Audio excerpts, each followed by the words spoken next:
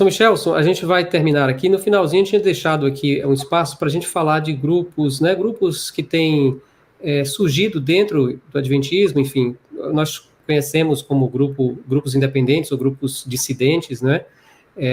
Existe essa nomenclatura, mas tem um irmão muito querido, amigo nosso, né? Ele é até conhecido meu, o Mozart, né? Ele é adventista da igreja conhecido como Movimento de Reforma, né? Um grupo muito especial para mim. Tive uma passagem por um tempo grande com esses irmãos queridos do nosso coração, e temos ainda muita amizade, e muitos deles nos acompanham. E aí ele fez uma pergunta aqui para a gente, para nós, o seguinte: ele queria saber de ti, o que o senhor pensa sobre essa questão desses irmãos do grupo, né, do movimento conhecido como Movimento de Reforma. Se o movimento de reforma é um movimento verdadeiro, e esse irmão é um irmão muito sincero, eu creio que ele fez a pergunta com muita sinceridade. Se o movimento de reforma é um movimento verdadeiro, ou se é necessário que ele se una, ou seja, em outras palavras, retome, né? Retorne para a igreja adventista principal para ser aceito por Deus. É uma perguntinha um pouco capciosa, né?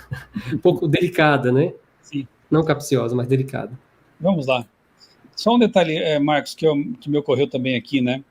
O fato de, retomando a última pergunta, só para não ficar no ar, o fato de nós vermos assim um secularismo avançando, especialmente na Europa, né? Eu já estive lá, preguei em alguns países, e de fato a gente vê assim uma situação complicada, assim, jovens fora da igreja. Veja, eles têm a espiritualidade, a fé deles, né? Muitos deles têm, mas assim, uma vida secularizada de tanto faz, né? Notem que Jesus também colocou como sinal, quando o Filho do Homem vier, encontrará porventura fé na terra, aquela fé verdadeira, genuína, né? Então é um cenário também do fim, né? Essa indiferença para com as coisas de Deus e para com a Bíblia. Mas Deus tem seu povo também, né? Deus tem o seu remanescente aí neste mundo, né? Nunca foi a maioria. Ao longo de toda a Bíblia a gente vê que o povo de Deus nunca foi a maioria fácil, né? Mas é com essa minoria que Deus quer alcançar as pessoas e dar-lhes a oportunidade de salvação, né? Eu também tenho vários amigos queridos, Marcos, no movimento da Reforma, né? Adventistas da Reforma. Conheço pessoas ali muito especiais, inclusive da editora da Reforma também, né? Eu, como editor, já troquei ideias com pessoas dali, pessoas muito especiais. Mantenho contato com alguns, né, inclusive líderes do movimento, com os quais tenho tido assim, diálogos muito educados e proveitosos. Respeito muito essas pessoas, né? Até porque é muito mais o que nos aproxima do que o que nos afasta, né? Em questões doutrinárias, são coisas bem mínimas. E o interessante é que as conversas que eu tive já com esses líderes, pessoas bem instruídas, bem informadas, né? Nós temos uma conclusão parecida, de que Deus ele está fazendo uma obra especial por esses dois movimentos, né? Dentro desses dois movimentos. E nós, eu não vou mencionar nomes aqui, mas não é uma nem duas, são várias pessoas com quem eu já conversei, temos um mesmo pensamento, que em algum momento esses movimentos vão convergir, que Deus vai fazer um milagre, porque não é possível, né, haver essa divergência e continuar existindo. Nós fizemos uma live algum tempo atrás aqui, está no meu canal, no canal do Marcos também, com um grande estudioso desse assunto, né, da origem do movimento da Reforma, o Roger, né, está aqui nos nossos canais. Se você colocar lá Reforma, essa palavrinha no buscador do meu canal, você encontra essa live. Bem longa, né? Ele fala da história dele. Se você quiser adiantar essa parte, né, mais para frente, do meio para frente, ele começa a contar a história do movimento da Reforma.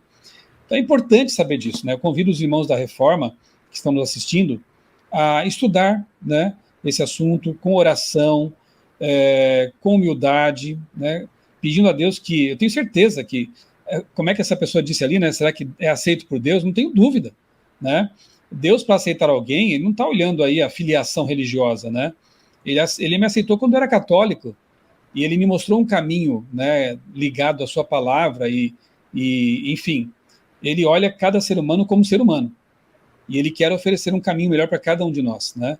Então, é óbvio que ele aceita os nossos queridos irmãos do Movimento da Reforma, mas é preciso que eles estudem o assunto a fundo, para saber se tem justificativa mesmo, né, para que continue havendo essa separação. E se não há, vamos trabalhar juntos, vamos seguir de mãos dadas, vamos cumprir a missão que Deus confiou ao povo remanescente. Sabe, queridos, eu entendo que Ellen White foi muito clara ao dizer que, primeiro, a Igreja Adventista não é Babilônia. Ela falou que quem fala isso está ensinando o erro, né? Não é Babilônia. A Igreja Adventista, ela é como, nesse sentido, como qualquer igreja, tem joio e trigo, né? Eu prefiro conviver e olhar para o trigo e influenciar o joio para ver se ele se transforma em trigo. Não fico focalizando no trigo, nos erros, nos problemas. É uma igreja humana. Ela foi criada por Deus, mas ela é composta por seres humanos. Eu sou defeituoso. Então a igreja não pode ser perfeita no que diz respeito ao aspecto humano, né? Mas Ellen White diz claramente que débil e defeituosa como possa ser, essa igreja, e quando ela escreveu, ela estava se referindo à Igreja Adventista do Sétimo Dia, é o objeto da suprema consideração de Deus, é a menina de seus olhos. Quando coloca a menina nos olhos, é para representar uma coisa que é preciosa, que você defende, né, logo que há uma ameaça, enfim. Ellen White, quando está para morrer ali, né, ela morre em 1915, ela orienta que seu sepultamento fosse feito na Igreja Adventista do Sétimo Dia. Ela, se fosse ver que esse movimento ia se corromper, fosse apostatar, ela talvez não fizesse isso e também não deixaria seu patrimônio literário sob os cuidados desta igreja, de pessoas que nós conhecemos como os depositários, né, do patrimônio literário de Ellen White. Ela também diz, eu tenho uma postagem em meu blog Outra Leitura com o título A Esperança para a Igreja. Eu coloquei várias citações de Ellen White ali em que ela fala sobre o cuidado de Deus com esta igreja. Ela diz assim também que, embora haja problemas na igreja e deverão existir até o fim, Deus porá tudo em ordem. E eu descanso nessa promessa, né? Eu aprendi isso com um pastor distrital que fez o meu casamento com a Débora, pastor Ademar Paim. Eu era ancião de igreja, jovem, 20 e poucos anos. Estava enfrentando uns problemas lá na igreja local, como é comum, né? Sempre tem alguns problemas para a gente resolver. E eu fui pedir conselhos para o pastor. E eu me lembro que era um domingo de manhã, eu fui até o apartamento dele e falei, pastor, tá difícil lá a situação, né? Eu sou muito novo ainda, não tenho experiência, e eu estou angustiado com algumas situações ali. Aí o pastor me disse assim, Michelson, eu já passei por isso também, algumas vezes.